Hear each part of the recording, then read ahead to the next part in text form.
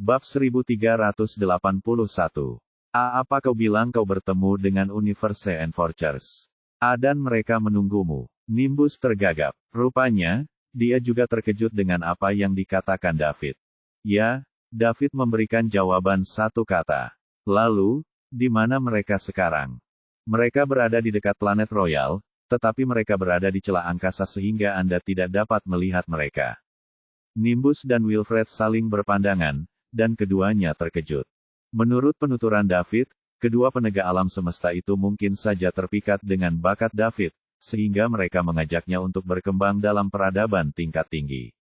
Setelah itu, David meminta untuk membawa serta beberapa orang yang memiliki hubungan baik dengannya, agar mereka memiliki peluang lebih besar untuk menerobos ke alam abadi dan memperoleh umur panjang. Inti masalahnya ialah kedua penegak alam semesta sepakat meskipun dalam kondisi itu. Ini agak tidak dapat dipercaya. Seberapa berbakatnya anak ini, David, hingga bisa membuat para penegak alam semesta menyetujui syarat dirinya untuk membawa serta yang lain. Meski begitu, setelah dipikir-pikir lagi, keduanya merasa lega. David mampu menjadi seorang abadi dan penguasa Bima Sakti di usia yang begitu muda, jadi bagaimana mungkin orang jenius biasa dapat dibandingkan dengannya? Suasana berubah menjadi hening sejenak. Saat ini, David berkata, "Tuan Barlowe, jangan khawatir. Sebelum pergi, aku akan membawa dua penegak alam semesta ke galaksi binatang. Pertama-tama aku akan menyerang klan ular berkepala 9 dan mengejutkan para ahli di sekitarnya. Dengan penegak alam semesta bersamaku, kurasa tidak akan ada yang menyerang Bima Sakti di masa depan." Perkataan David sekali lagi membuktikan apa yang dipikirkan Nimbus. Bakat anak ini sungguh mengerikan. Kalau tidak, bagaimana mungkin para penegak alam semesta menyukainya? Mereka tidak hanya menyetujui persyaratannya, tetapi juga membantunya memecahkan masalahnya. David, jika memang begitu, maka kami tidak punya apa-apa untuk dikatakan. Kami hanya bisa mendoakan perjalananmu lancar dan berharap kamu bisa meraih prestasi lebih besar di peradaban tingkat tinggi lainnya. Jangan lupa bahwa Bima Sakti adalah tempat kelahiranmu. Saya akan melakukannya, Tuan Barlowe. Dimanapun saya berada, Bima Sakti adalah rumah saya. Saat saya pergi, Bima Sakti akan menjadi milik Anda lagi. Tidak masalah. Selama klan ular berkepala 9 tidak datang untuk membuat masalah, aku jamin Bima Sakti akan selalu harmonis. Bima Sakti akan tetap terlihat sama seperti saat kau pergi. Ayah, Ibu, Kakek Wilfred, aku juga mau ikut David, Astrid tiba-tiba menyela. Ketiganya langsung menatap Astrid. Astrid memandang mereka bertiga tanpa rasa takut. Dia tidak bisa menunjukkan rasa malu sedikit pun saat ini. Karena dia telah memutuskan, dia harus bekerja keras untuk mengejar kebahagiaannya sendiri. Astrid, apa yang baru saja kamu katakan? Tanya Nimbus sambil menatapnya. Kubilang aku ingin meninggalkan Bima Sakti bersama David, kata Astrid tegas. Apakah kau tahu kemana mereka pergi? Berapa lama lagi sampai kau kembali? Apakah kau rela meninggalkan kami dan saudara-saudaramu yang mencintaimu? Ekspresi Nimbus berubah sedikit tidak menyenangkan. Sebenarnya, jika berbicara secara logis, dia seharusnya senang karena putrinya ingin mengikuti David, seorang abadi, ke peradaban tingkat tinggi. Lagi pula, peluang di luar sana jauh lebih besar daripada di Bima Sakti. Ada kemungkinan saat dia kembali lagi, Astrid juga akan menjadi abadi. Namun, sebagai seorang ayah yang mencintai putrinya setengah mati, Nimbus tidak dapat menerima pilihan Astrid untuk mengikuti David dan meninggalkan keluarganya. Konon semua anak perempuan adalah biji mata ayahnya. Sekarang Nimbus merasa apelnya akan diambil oleh David. Bagaimana dia bisa baik-baik saja dengan hal itu? Ayah, aku ingin pergi. Kuharap ayah mengizinkanku, bisik Astrid. Nimbus hendak berbicara ketika dia diganggu oleh Gamora. Astrid, apakah kamu sudah memutuskan bahwa kamu ingin pergi bersama David, apapun yang terjadi? Ya, Ibu, aku sudah memutuskan. Aku harap Ibu mengizinkanku pergi, dan aku yakin Ibu tidak ingin aku kembali ke keadaan seperti beberapa hari yang lalu, kan? Bab 1382. Astrid, kamu sudah dewasa, jadi ayahmu dan aku tidak bisa terus berada di sisimu selamanya. Kamu akan memiliki kehidupanmu sendiri di masa depan. Sekarang setelah kamu memutuskan, kami akan mendukungmu, tetapi kemanapun kamu pergi, kamu harus ingat bahwa rumahmu ada di sini dan banyak anggota keluarga yang menunggumu untuk kembali. Gamora menepuk kepala Astrid dan berkata, "Aku mengerti. Terima kasih, Ibu. Terima kasih, Ayah. Kemanapun aku pergi, aku akan selalu memikirkanmu," kata Astrid sambil terisak. "Astrid, kamu, Nimbus masih ingin bicara banyak, tetapi setelah melihat wajah Astrid, kata-katanya akhirnya berubah menjadi desahan. Seperti yang dikatakan Gami tadi, Astrid telah tumbuh dewasa. Sebagai orang tua, kami tidak bisa membawa putri kami bersama kami sepanjang waktu. Karena Astrid memiliki pilihan yang lebih baik, panggung yang lebih besar, dan perkembangan yang lebih baik, kita harus mendukungnya sepenuhnya daripada menghambatnya. Tidak semua orang memiliki kesempatan untuk mengikuti David ke peradaban tingkat tinggi. Jika dia melewatkan kesempatan ini, dia mungkin tidak akan pernah mendapatkannya lagi dalam hidup ini. Peluang dia menjadi seorang abadi saat tinggal di Bima Sakti sungguh tipis. Dengan bakat Astrid, itu pada dasarnya mustahil. Dia hanya akan mempunyai kesempatan jika dia pergi ke peradaban tingkat tinggi. David, aku serahkan Astrid kepadamu. Kamu harus memperlakukannya dengan baik di masa depan dan tidak menindasnya. Terkadang dia mungkin sedikit pemarah, tetapi itu karena kita memanjakannya. Aku harap kamu bisa menoleransi ini, kata Gamora kepada David sambil menatapnya. David kini kehilangan kata-kata. Dia hanya setuju membawa Astrid karena dia melihat betapa menyedihkannya dia. Hebat, aku sekarang sudah menjadi menantu Nimbus dan Gamora. Apapun, saya tidak dapat menjelaskannya sama sekali. Semakin saya mencoba menjelaskannya, semakin membingungkan jadinya. David memandang Astrid. Dia melihat jejak harapan dan permohonan di matanya. Inilah wanita yang dicintai oleh ribuan orang. Diperkirakan selama lebih dari 20 tahun hidupnya, dia hanya pernah merasakan kegembiraan dan kebahagiaan, dan dia tidak tahu apa itu rasa sakit. Dia hanya menjadi seperti ini dan mengalami begitu banyak suka duka setelah dia bertemu denganku. Jika aku menjelaskan semuanya dengan jelas, Nimbus dan istrinya pasti tidak akan setuju Astrid ikut denganku. Jika itu yang terjadi, dia akan kembali tidak makan dan minum.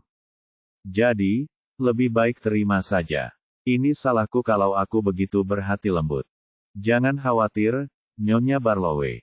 Aku akan menjaga Astrid dengan baik dan tidak akan membiarkan dia disakiti, kata David sambil menguatkan diri. Aku lega. Dengan adanya kamu, aku yakin Astrid akan baik-baik saja, kata Gamora sambil tersenyum. Akan tetapi, siapapun dapat melihat bahwa dia tersenyum di tengah air mata. Putri yang telah dibesarkannya selama lebih dari 20 tahun dan paling dicintainya hendak meninggalkannya. Siapa yang akan senang dalam situasi ini? Namun, jika Astrid dapat berkembang lebih baik bersama David dan menerobos ke alam abadi suatu hari nanti, maka semuanya akan sepadan. Nimbus ingin mengatakan sesuatu yang kasar. Dia ingin mengatakan bahwa jika David berani menggertak Astrid, dia pasti tidak akan memaafkannya. Namun, tiba-tiba terlintas dalam benaknya bahwa ia tidak dapat mengalahkan David. Oleh karena itu, dia hanya bisa menepis pikiran ini. Untuk beberapa saat, dia tidak tahu harus berkata apa. Bab 1383. David, bisakah kita bertemu dengan kedua penegak alam semesta? Tanya Wilfred tiba-tiba. Saya khawatir ini akan sedikit sulit. Mereka tidak suka menunjukkan wajah mereka, jawab David. Jangan khawatir, kami akan jalan kaki. Kami hanya ingin melihat wajah para penegak alam semesta. Mereka adalah tokoh legendaris yang hanya ada dalam catatan sejarah keluarga Barlowe. Jika kami tidak melihat mereka kali ini, kami mungkin tidak akan pernah memiliki kesempatan untuk melihat mereka lagi di masa hidup ini. Saya harap Anda dapat membantu kami untuk mewujudkan keinginan kami. Baiklah, aku akan memikirkan cara agar kalian bisa bertemu. David berpikir sejenak dan setuju. Dia tahu Wilfred masih belum sepenuhnya percaya dengan apa yang dikatakannya. Itulah sebabnya dia bersikeras bertemu dengan para penegak alam semesta. David merasa dia bisa memenuhi permintaan mereka untuk bertemu. Terima kasih, kata Wilfred. Sama-sama, saya tidak bisa memastikan apakah itu akan terjadi atau tidak. Sebaiknya Anda mengadakan reuni keluarga terlebih dahulu. Saya masih punya sesuatu yang harus diselesaikan, jadi saya akan kembali sebelum pergi. Setelah berbicara, David berdiri dan hendak pergi. David, teriak Astrid tiba-tiba. Dia menatap David dengan sedikit ketakutan. Mungkin karena dia takut David tidak akan kembali setelah pergi. Jangan khawatir, karena aku sudah berjanji padamu, aku tidak akan mengingkari janjiku. David menatap Astrid dan menghiburnya. Baiklah, aku percaya padamu. David tersenyum dan tidak berbicara lagi. Dia membuka celah ruang dengan santai dan melangkah masuk. Retakan itu langsung tertutup setelahnya seolah-olah tidak pernah ada, dan David menghilang tanpa jejak. Nimbus dan Wilfred menyaksikan David pergi dengan rasa iri. Meskipun mereka tahu bahwa Eternals dapat berjalan di celah-celah luar angkasa dan dapat mempersingkat waktu perjalanan mereka, tetap saja mereka terkejut ketika David melakukannya di depan mereka. Tampaknya hanya ada setengah langkah antara Eternals parsial dan Eternals nyata, tetapi kenyataannya, jaraknya bermil-mil jauhnya. Setelah David pergi, Nimbus menatap Wilfred dan bertanya, Paman Wilfred, apakah menurutmu David mengatakan yang sebenarnya? Seharusnya begitu. Dengan statusnya sebagai penguasa Bima Sakti, tidak perlu berbohong tentang hal-hal seperti itu. Namun, mengapa penegak alam semesta tiba-tiba muncul di galaksi Bima Sakti masih belum diketahui. Menurut catatan sejarah keluarga Barlowe, penegak alam semesta tidak akan terlalu memperhatikan peradaban tingkat rendah, jawab Wilfred. Mungkinkah terobosan David ke alam abadi menyebabkan keributan besar, yang kebetulan membuat khawatir para penegak alam semesta yang lewat. Kemudian, mereka menemukannya, menyukai bakatnya, dan mengundangnya untuk bergabung dengan peradaban tingkat tinggi. Itu sangat mungkin. Bintang Biru. Mia sibuk dengan urusan kamar dagang Liga Timur di rumah leluhur keluarga Concord. Sejak David menyerahkan kamar dagang Liga Timur kepada keluarga Concord untuk dikelola, Mia harus melakukan yang terbaik untuk David. Karena David memintanya untuk menunggu, ia akan menunggu dengan tenang. Mia yakin David tidak akan melupakannya. Setiap kali teringat bahwa guru yang diikutinya telah melangkah ke alam abadi dan menjadi guru Bima Sakti, Mia menjadi begitu gembira hingga ia tidak dapat tidur semalaman. Dia hanya ingin mencari pria untuk menikah. Saat itu, David sebenarnya tidak memiliki kelebihan dibandingkan orang-orang yang mengejarnya seperti Fergus. Namun, David menyelamatkannya. Selain itu, Mia merasa sangat nyaman dan santai bersama David, dan dia tidak merasa tertekan seperti yang dialaminya bersama orang-orang penting lainnya. Berdasarkan intuisinya sebagai seorang wanita, Mia menduga David adalah orang yang dapat dipercaya.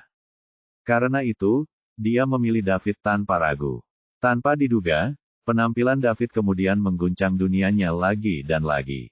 Pertama, dia memusnahkan keluarga Tufin, keluarga yang menduduki peringkat terakhir di antara 8 keluarga terkemuka. Kemudian, dia menghabisi keluarga Grimm, keluarga peringkat keempat di antara 8 keluarga terkemuka. Pada akhirnya, di bawah pengawasan seluruh wilayah kerajaan, dia menerobos alam abadi, memusnahkan para pendosa Sangruil, dan menjadi penguasa Bima Sakti. Bab 1384. David saat ini tidak diragukan lagi adalah orang nomor 1 di Bima Sakti. Bahkan Kaisar Nimbus perlu memberi hormat kepadanya dengan hormat saat melihatnya. Sebagai pembantu David, status Mia saat ini juga meningkat. Tidak ada seorang pun di Bima Sakti yang berani menyinggungnya. Ini adalah sesuatu yang tidak pernah berani dipikirkan Mia. Hingga saat ini, dia masih bersyukur dengan keputusan awalnya. Ini adalah kesempatan yang Tuhan berikan padanya untuk mengubah takdirnya, dan untungnya, dia memanfaatkannya. Kalau tidak, dia pasti akan menyesalinya seumur hidup. Saat Mia tengah berkonsentrasi pada pekerjaannya, sebuah celah ruang tiba-tiba muncul di ruang belajar tempat dia duduk. David melangkah keluar dari situ dan tidak sengaja menyembunyikan energinya. Oleh karena itu, saat David muncul, Mia melihatnya. David, Mia berdiri cepat dan berteriak kaget. Mia, terima kasih atas kerja kerasmu, kata David sambil tersenyum ketika melihat Mia bekerja. Tidak apa-apa. Merupakan suatu anugerah bagiku untuk bisa bekerja untukmu. Singkirkan dulu pekerjaanmu, kali ini aku punya sesuatu yang ingin kutanyakan padamu. Baiklah, David, silakan duduk. Setelah Mia selesai berbicara, dia bergerak untuk memberikan kursinya kepada David. David pun berjalan mendekat dan duduk tanpa basa-basi. Saat ini, dia tidak perlu bersikap sopan. Semakin sopan dia, orang lain akan semakin gugup. Mia, kamu sudah lama bersamaku. Aku di sini untuk memberimu dua pilihan, kata David setelah duduk. David, katakan saja. Mia berdiri di samping David dan menjawab dengan hormat. Aku akan segera meninggalkan Bima Sakti untuk berkembang dalam peradaban tingkat tinggi. Kau bisa mengikutiku, atau kau bisa tinggal dan membantuku mengelola kamar dagang Liga Timur.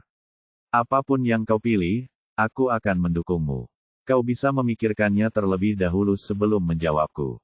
David, aku tidak perlu mempertimbangkannya. Aku memilih untuk pergi bersamamu, jawab Mia tanpa ragu. Meskipun dia tidak mengerti mengapa David ingin meninggalkan Bima Sakti, Mia telah mengambil keputusan. Mulai sekarang, kemanapun David pergi, dia akan memilih untuk mengikutinya kecuali David tidak lagi membutuhkannya. Jika itu terjadi, dia tidak punya pilihan. Kalau tidak, Mia pasti tidak akan memilih meninggalkan David. Mia, mungkin kamu belum mengerti. Aku tidak tahu kapan aku akan kembali kali ini. Jika kamu memilih untuk pergi bersamaku, itu berarti kamu harus meninggalkan keluarga dan teman-temanmu. Saat kamu kembali lagi, mungkin keadaan sudah berubah. Jangan khawatir meskipun kamu memilih untuk tinggal, aku tidak akan menyalahkanmu. David, mulai sekarang, kecuali kamu tidak membutuhkanku lagi dan ingin aku pergi, aku tidak akan pernah meninggalkanmu. Kemanapun kamu pergi, aku akan mengikutimu, kata Mia tegas. David menatap mata Mia yang penuh tekad. Dia tahu dia telah membuat keputusan, jadi dia berhenti membujuknya. Baiklah, sebaiknya kau pergi dan berpamitan dengan keluargamu. Aku akan menunggumu di sini. Cepatlah dan buat pengaturan, kita akan segera berangkat, kata David. Baiklah, David. Aku berangkat dulu. Oke, silahkan. Dengan persetujuan David, Mia berbalik dan pergi. Bab 1385. Mia pergi untuk mengucapkan selamat tinggal kepada keluarganya sementara David tinggal di ruang kerja. Ketika Mia kembali, dia mengajak Mia untuk menjemput Astrid. Setelah mereka bertemu dengan Celeste, mereka akan berangkat. Di istana kerajaan di planet kerajaan, Nimbus dan keluarganya masih berada di ruangan itu. Astrid, apakah kamu benar-benar yakin ingin pergi bersama David? Gamora menatap Astrid dan bertanya dengan serius. Ibu, aku ingin bertaruh untuk ini. Tolong lepaskan aku, kalau tidak, aku takut jika aku kehilangan kesempatan ini, aku akan menyesalinya seumur hidupku, pinta Astrid. Astrid, secara logika, sebagai orang tua, kami seharusnya mendukungmu, bukan malah menahanmu saat kamu memiliki kesempatan seperti ini. Namun, kamu sudah dimanja sejak kecil. Aku khawatir kamu tidak akan bisa beradaptasi dengan kehidupan di luar sana jika kamu meninggalkan kami. Jangan khawatir, Ibu. Aku sudah dewasa, jadi aku akan mengurus diriku sendiri, dan David juga akan mengurusku. Sebenarnya, aku tahu bahwa David dan kamu tidak memiliki hubungan seperti itu, dan dia tidak terlalu ingin membawa kamu bersamanya. Aku khawatir kamu akan diperlakukan tidak adil di masa depan. Ibu, baiklah, aku mengerti. Kau berhak mengejar kebahagiaanmu sendiri, tetapi kau selalu menjadi permata kekaisaran, dan kau seharusnya disukai oleh semua manusia di Bima Sakti daripada mengejar ini atas inisiatifmu sendiri seperti yang kau lakukan sekarang, kata Gamora, merasa tertekan. Ibu, aku melakukan ini atas kemauanku sendiri. Aku suka David. Sejak dia menyelamatkanku, dia selalu mendapat tempat di hatiku dan sangat berkesan. Nimbus menatap Astrid yang sudah mengambil keputusan dengan ekspresi rumit. Ia merasa tidak nyaman di dalam hatinya. Dia telah membesarkan dan memanjakan putrinya selama bertahun-tahun, tetapi pada akhirnya, David mencurinya begitu saja. Yang terburuk adalah putrinya mengorbankan dirinya untuknya. Dilihat dari perilaku David, dia juga tampak enggan menerimanya. Apa-apaan? Dia menganggapku sebagai siapa? Kalau saja aku tidak bisa mengalahkannya, aku pasti sudah memberinya pelajaran. Bintang biru. David belum lama menunggu di ruang kerja ketika pintu didorong terbuka dan Mia kembali masuk. Ketika kembali ke ruang kerja, dia sedikit terengah-engah. Dia hanya menjelaskan secara singkat apa yang terjadi pada keluarganya. David masih menunggu di ruang kerja, dan Mia tidak bisa membuat David menunggu lama. "Kenapa kamu kembali secepat ini?" tanya David curiga. "David, aku hanya perlu memberi tahu keluargaku. Mereka semua mendukungku tanpa syarat," jawab Mia sambil terengah-engah. "Baiklah, kita akan menjemput Astrid karena dia akan pergi bersama kita juga." "Oke, David." Mia tidak terkejut bahwa Putri Astrid akan ikut. David merobek celah ruang dan masuk bersama Mia. Kemudian mereka pergi ke tempat Nimbus tinggal di planet Royal. Astrid dan keluarganya masih berada di ruangan itu. David keluar dari celah angkasa dan berkata, "Tuan Barlowe, ayo berangkat. Aku akan membawamu menemui para penegak alam semesta." "Terima kasih," jawab Nimbus. "Tidak apa-apa." Setelah David selesai berbicara, dia keluar ruangan bersama Mia. Astrid dan Gamora mengikuti. Nimbus dan Wilfred saling berpandangan sebelum melakukan hal yang sama. Ketika mereka keluar ruangan, David terbang terlebih dahulu, dan yang lainnya mengikuti. Setelah mencapai langit di atas planet Royal, David berhenti dan menunggu semua orang tiba. Setelah semua orang tiba, David berkata, "Astrid, kita akan segera berangkat. Kamu yakin ingin ikut dengan kami?" Astrid melirik Gamora dan Nimbus sebelum berkata dengan tegas, "Ya, David, aku yakin aku ingin pergi bersama kalian." "Baiklah kalau begitu." Setelah David selesai berbicara, dia melambaikan tangannya dan membuat retakan sepanjang ratusan kilometer di kehampaan di depannya. Berbeda dengan celah ruang kecil yang dirobek David yang hanya dapat memuat satu orang. Gelombang aura dingin terpancar dari celah ruang angkasa yang besar. Angin kencang yang berhembus bagaikan pisau bukanlah angin yang bisa dianggap main-main. Jika seseorang bukan seorang abadi, tubuhnya tidak akan mampu menanggungnya. Partial Eternals mungkin dapat bertahan untuk sementara waktu, tetapi tidak terlalu lama. Selain itu, berbagai retakan juga akan muncul dari waktu ke waktu di sana. Begitu menelan seseorang, orang itu kemungkinan besar akan tercabik-cabik. Sekalipun mereka beruntung selamat, tidak diketahui kemana mereka akan diteleportasi. Retakan ruang besar itu mulai terkelupas dari dua sisi, memperlihatkan pemandangan di dalamnya. Bab 1386. Gelap gulita. Nimbus dan yang lainnya dengan hati-hati mengamati sekeliling celah angkasa itu. "Hah, apa ini?" Dalam kegelapan, mereka melihat titik dengan warna berbeda. Titik ini terutama tampak jelas pada celah angkasa. "Celeste, kumohon keluarlah sebentar," teriak David ke celah angkasa. Setelah David berteriak, titik itu mulai mengembang dengan cepat. Hampir dalam sekejap, ia sampai di tepi celah angkasa dan berubah menjadi pulau besar. Celah angkasa yang panjangnya ratusan kilometer itu kebetulan berukuran hampir sama dengan tubuhnya. Apakah itu kura-kura? Nimbus dan yang lainnya terkejut melihat kura-kura besar yang muncul tak jauh dari sana. "Ini, kura-kura jenis apa ini?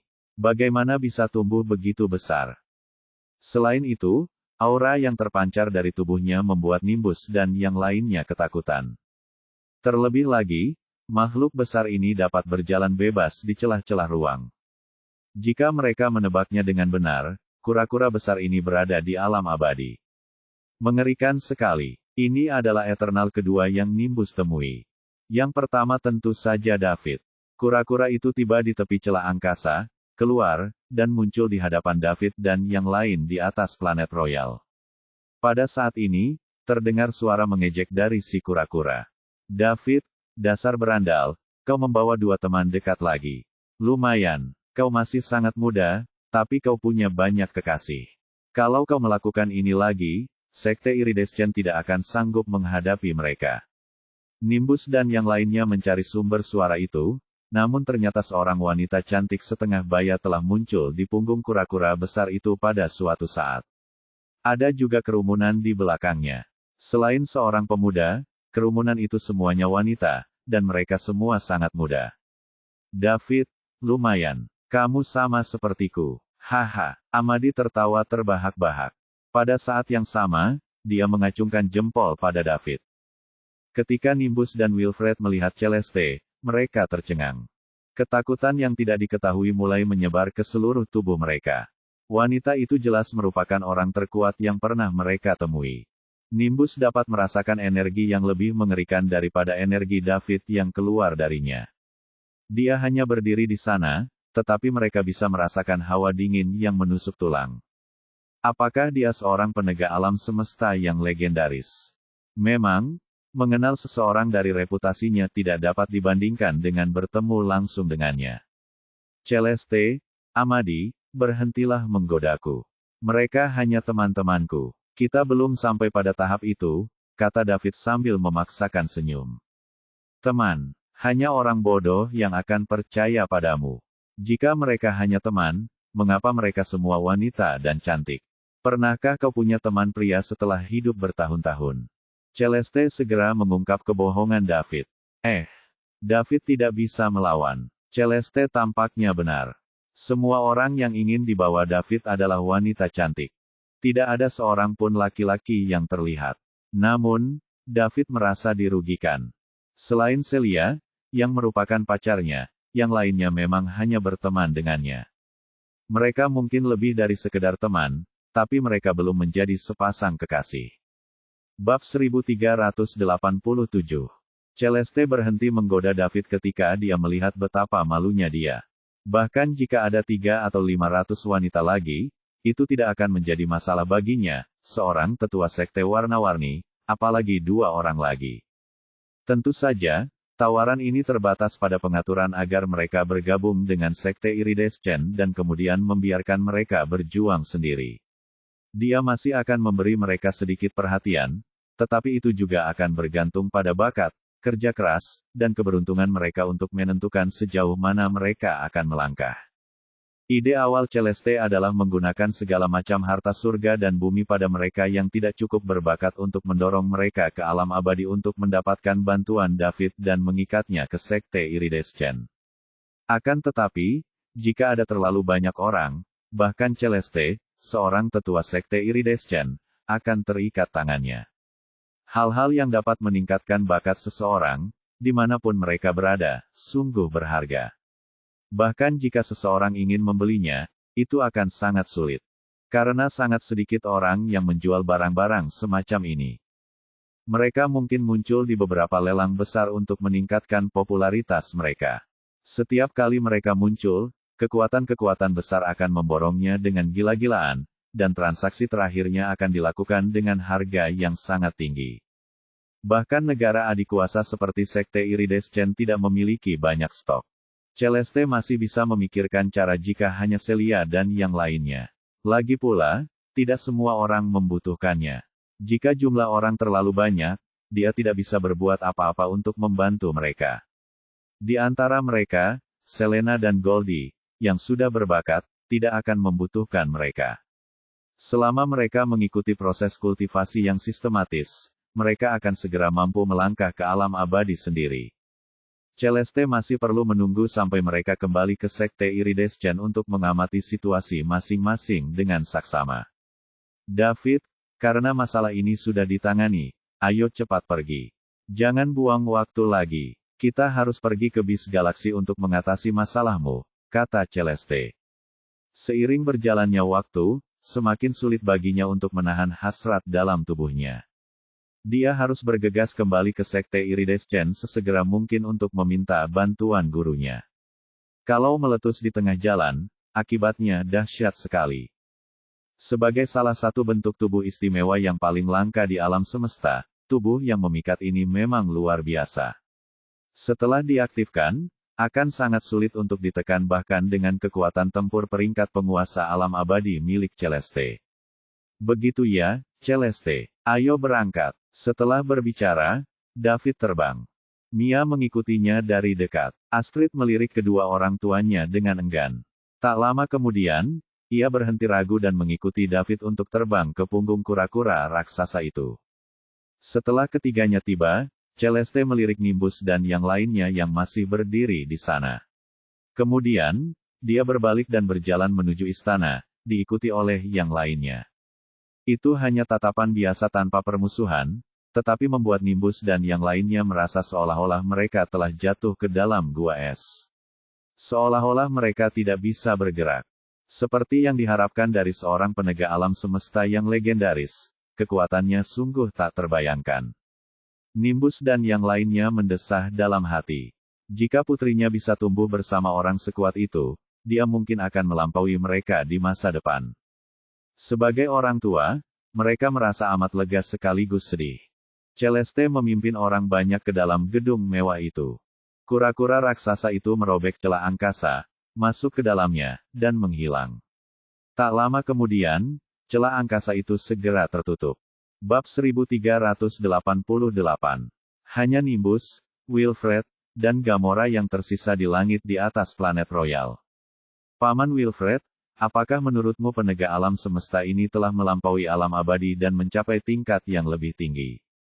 Nimbus bertanya dengan rasa ingin tahu. Entahlah, Eternal Realm sudah menjadi rintangan besar bagi kita, dan mustahil untuk berspekulasi. Bahkan catatan sejarah keluarga Barlowe selama bertahun-tahun belum menjelaskannya secara rinci, tetapi yang pasti, meskipun Universe Enforcer ini belum melampaui Eternal Realm, dia tetap akan berada di puncak. Tidak diragukan lagi dia jauh lebih baik daripada pemula seperti David, kata Wilfred perlahan, sambil melihat ke arah yang ditinggalkan David dan yang lainnya. Aku penasaran apakah aku bisa merasakan menjadi seorang abadi di kehidupan ini, kata Nimbus sambil mendesah. Nimbus, jangan berkecil hati. Sebelum David muncul, kau tidak diragukan lagi adalah orang dengan potensi terbesar untuk masuk ke alam abadi. Sekarang David selangkah lebih maju darimu dan telah menginspirasimu, kau seharusnya bisa memasuki alam abadi lebih cepat. Begitu ya, Paman Wilfred. David berkata bahwa dia akan memecahkan semua bahaya tersembunyi di Bima Sakti agar Bima Sakti tidak terancam. Karena itu, aku bisa langsung menyendiri, dan aku tidak akan keluar sampai aku mencapai alam abadi, kata Nimbus dengan tegas. Dia juga terinspirasi. Kita harus tahu bahwa dia dikenal sebagai orang paling berbakat di Bima Sakti saat itu, dan dia juga orang yang memiliki peluang terbaik untuk menerobos ke alam abadi. Namun, David muncul entah dari mana dan langsung menerobos ke alam abadi saat dia masih tertinggal jauh. Lebih jauh, Nimbus dapat mengetahui seberapa besar Universe Enforcers baru saja menghargai dan mengapresiasi David. Alasan mengapa ini terjadi pasti karena mereka mengenali bakat David. Kalau tidak, mengapa para penegak alam semesta bersikap begitu rendah hati terhadap seseorang dari peradaban tingkat rendah tanpa latar belakang apapun? Pihak lain sangat menghargai David, tetapi mereka bahkan tidak memandang Nimbus. Harga diri Nimbus terpukul serius. Itulah sebabnya dia memutuskan untuk mengasingkan diri dan tidak keluar sampai dia mencapai alam abadi. Baguslah memiliki tekad seperti itu. Nimbus, kamu tidak kekurangan bakat. Selama kamu memperkuat keyakinanmu, kamu akan mencapai alam abadi cepat atau lambat. Aku sudah tua jadi kurasa aku tidak akan mendapat kesempatan untuk menerobos dalam hidupku. Kamu bisa tenang dan pergilah untuk mundur. Aku akan mengawasi planet Royal saat kamu pergi. Terima kasih, Paman Wilfred. Gamora tidak ikut campur dalam pembicaraan mereka berdua dan bahkan tidak mendengar apa yang mereka bicarakan. Sebaliknya, dia hanya menatap kosong ke tempat Astrid pergi. Dia masih khawatir dan sedih atas kepergian putrinya. Sebagai putri Kekaisaran Bima Sakti, Astrid telah dicintai oleh ribuan orang sejak ia dilahirkan. Dia tidak pernah perlu khawatir tentang apapun karena dia selalu dikelilingi oleh pembantu. Namun, kepergiannya ke peradaban tingkat lebih tinggi berarti dia bukan lagi seorang putri. Tanpa pembantunya, dia harus mengerjakan segala sesuatunya sendiri, dan dia mungkin akan diganggu oleh laki-laki yang punya wewenang. Meskipun David kuat dan berbakat, dia tidak ada apa-apanya di peradaban tingkat tinggi, dan dia mungkin akan merasa sulit untuk melindungi mereka semua. Nimbus juga menyadari ada yang salah dengan Gamora. Dia melingkarkan lengannya di bahu Gamora dan menenangkannya dengan lembut. Gami, jangan terlalu khawatir. Astrid sudah dewasa dan cepat atau lambat dia pasti akan meninggalkan kita. Kita tidak bisa selalu berada di sisinya untuk melindunginya. Dia memilih jalan ini, dan meskipun akan sedikit terjal, aku yakin dia akan bisa melewatinya. Aku tahu, tapi pikiran bahwa aku mungkin tidak akan melihat Astrid untuk waktu yang lama membuatku sedih. Gamora terisak. Nimbus memeluk Gamora namun tidak berbicara. Dia memberi terlalu banyak perhatian dan kasih sayang kepada putri satu-satunya. Dia merasakan sakit yang sama di hatinya sekarang, setelah dia berpisah darinya. Namun, sebagai seorang pria, dia tidak bisa menangis seperti Gamora. Bab 1389. Rombongan itu berkumpul di gedung mewah di atas punggung kura-kura besar itu. Mia dan Astrid berdiri dengan hormat di belakang David. Yang lain menatap David sambil tersenyum tipis, menunggu dia memperkenalkan mereka berdua. Celia dan yang lainnya sudah terbiasa dengan David yang membawa lebih banyak wanita cantik. Mereka juga tahu David pastinya tidak memiliki hubungan substansial dengan keduanya. Hanya saja, David orangnya agak lemah lembut, sehingga sulit baginya untuk menolak permintaan teman-temannya. David, tidakkah kau akan memperkenalkan mereka berdua? Tanya Celeste. Namanya Mia dan dia bawahanku. Aku bertemu dengannya saat pertama kali datang ke planet Royal, dan dia sudah lama bersamaku. Dia juga berharap bisa pergi dan melihat peradaban tingkat tinggi. David menunjuk Mia dan memperkenalkannya. Saat itu, Mia melangkah maju dan berkata, "Hai, Nona-nona. Namaku Mia, dan aku pembantu David. Ketika aku sedang diburu, dia kebetulan lewat dan menyelamatkanku. Saat itu, aku diam-diam bersumpah akan mengikutinya sampai mati untuk melayaninya dan membalas kebaikannya." David kemudian menunjuk Astrid dan memperkenalkan, namanya Astrid. Dia adalah putri dari Kekaisaran Bima Sakti, dan kami adalah teman baik. Halo, Nona-nona, namaku Astrid. Sebenarnya, David juga penyelamatku, dan aku bukan seorang putri lagi. Aku harap semua orang akan menjagaku. Astrid juga berdiri dan memperkenalkan dirinya. David, jujur saja, apakah kamu hanya menyelamatkan wanita cantik? Goda Celeste. Celeste, berhentilah mengolok-olokku, kata David, merasa kehilangan kata-kata. Bukankah yang kukatakan itu benar? Kalau tidak, mengapa kau hanya menyelamatkan dua gadis cantik ini? Saya telah menyelamatkan banyak orang. Kalau Anda tidak percaya, tanya saja Mia. Dia sudah lama bersama saya. Kami telah menyelamatkan banyak planet bersama-sama. Nyonya, David berkata jujur. Kami yang ingin ikut, dan David tidak tega menolaknya. Kemudian, David memperkenalkan Celeste, Celia, dan yang lainnya kepada mereka berdua. Tentu saja, dia memperkenalkan Celia sebagai pacarnya. Mereka semua wanita, dan cantik-cantik sekali. Lagi pula, Mia dan Astrid sangat rendah hati, terutama Astrid. Benar-benar mustahil untuk menebak bahwa dia adalah seorang putri yang dicintai ribuan orang. Kelompok wanita itu dengan cepat menjadi satu. Celia, sang pacar resmi, tidak keberatan, jadi wanita lain pun tidak punya hak untuk diganggu. Amadi menyaksikan semua ini dari pinggir lapangan dengan penuh kekaguman. Dia dapat mengatakan bahwa David telah menyempurnakan metodenya. Bagaimana mungkin dia bisa membuat begitu banyak wanita cantik yang akur? Di kampung halaman Amadi, adalah hal yang biasa bagi seorang pria berkuasa untuk memiliki banyak istri. Wanita cantik menyukai pahlawan. Ada banyak di antara mereka yang beristri lebih dari 10, atau bahkan lebih, apalagi kurang dari 10. Lagi pula, begitu mereka berada di alam abadi, mereka akan memiliki rentang hidup yang tidak ada habisnya. Beberapa monster purba yang telah hidup selama puluhan ribu atau bahkan ratusan ribu tahun adalah contoh buku teks tentang memiliki desa istri dan keturunan. Akan tetapi, dalam kasus ini, para istri tidak bisa akur seperti para kekasih Daud. Mereka selalu berkelahi dan bersekongkol satu sama lain untuk mendapatkan keuntungan. Mereka akan bertarung dalam hal kekuatan, latar belakang, dan sarana. Di permukaan, para istri tampak sopan dan tersenyum, tetapi diam-diam mereka menginginkan yang lain mati. Begitu pula yang terjadi pada ayah Amadi. Meskipun ibunya adalah matriark Star Mansion, ayahnya, kepala Star Mansion, memiliki lebih dari 30 selir selain ibunya. Dia tidak punya pilihan selain menikahi mereka semua. Untuk meningkatkan jumlah penduduk Star Mansion dan membuatnya makmur, setiap kepala keluarga akan menikahi setidaknya 20 atau 30 selir. Ini adalah tradisi leluhur keluarga Star. Jika Ibu Amadi tidak kuat dan tidak didukung oleh Sekte Iridescent, dia tidak akan pernah menjadi istri kepala Star Mansion dan memiliki kekuatan untuk mengintimidasi begitu banyak selir. Masing-masing selir ini memiliki latar belakang yang kuat. Jika tidak demikian, Amadi juga tidak akan menikmati statusnya saat ini sebagai kepala Star Mansion yang lebih muda. Bab 1390. Di masa depan, dia juga akan menjadi kepala Star Mansion. Banyak saudaranya yang mengincar jabatannya dan mereka semua berharap agar Amadi mengalami kecelakaan di luar dan tidak pernah kembali.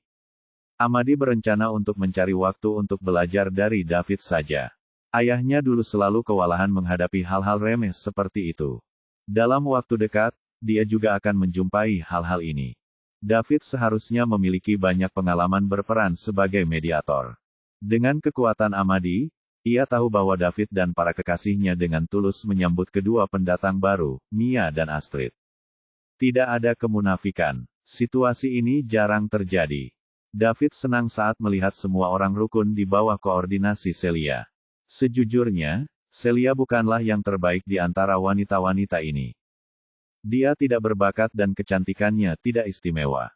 Selena, Mia, dan Astrid semuanya lebih cantik darinya. Namun, dalam benak David, Celia tetap satu-satunya untuknya, diikuti oleh Pearl. Di antara kedua wanita tersebut, ada yang menyukainya dan telah menunggunya dalam diam selama beberapa tahun, lalu langsung menyatakan cintanya saat mendengar dia telah dicampakkan. Sementara itu, yang satunya tidak meminta imbalan apapun setelah membantunya mengelola Islip Capitals dan bahkan memilih berkorban untuknya. Pearl memberikan banyak kontribusi terhadap peningkatan kekuatan David yang pesat saat ia berada di bumi. Keduanya juga merupakan gadis-gadis yang benar-benar tidak bisa mengecewakan David. Adapun yang lain, David hanya bisa mengikuti arus. David, saat kita sampai di galaksi binatang buas, aku tidak akan menunjukkan wajahku. Aku akan membiarkan Amadi pergi bersamamu untuk menyelesaikan masalah dengan klan ular berkepala 9, kata Celeste kepada David. Baiklah, Celeste, jawab David. Amadi, jika sudah waktunya, kau akan menemani David untuk memberi pelajaran pada klan ular berkepala 9, agar mereka mengingat dan berhenti menindas kelompok rentan lainnya. Ya, Nona Celeste. Baiklah, aku akan pergi dulu. Jangan ganggu aku jika tidak ada yang mendesak. Celeste berbalik dan pergi. Dia perlu menekan energi yang gelisah di tubuhnya dengan sekuat tenaga untuk mencegahnya meledak. Dulu, dia masih dapat menahannya dengan 90% kekuatannya. Sekarang, dia membutuhkan 100% kekuatannya untuk menekannya. Saya harap saya dapat menanggungnya. Asal dia kembali ke Sekte Iridescent tempat gurunya berada, semuanya akan baik-baik saja. Kalau tidak, dia hanya bisa meminta bantuan David. Tapi kalau aku melakukan itu, aku mungkin akan kecanduan. Celeste mendesah dalam hati. Dia tidak ingin melakukan hal semacam itu dengan pria yang jauh lebih muda darinya. Bahkan tidak dalam dunia fantasi. Begitu dia kecanduan, dia takut dia tidak akan pernah bisa hidup tanpa David dalam kehidupan ini. David, aku juga akan pergi. Kabari aku jika kita sudah sampai di sana, kata Amadi. Baiklah, Amadi. Terima kasih banyak, David berterima kasih. Jangan berkata begitu. Kita bersaudara, dan masalahmu juga masalahku. Amadi menepuk bahu David lalu pergi juga. Kura-kura raksasa itu berjalan melalui celah angkasa dengan kecepatan yang amat cepat. Meskipun galaksi binatang berada jauh dari Bima Sakti, mereka akan segera mencapainya dengan kecepatan kilat dari kura-kura raksasa.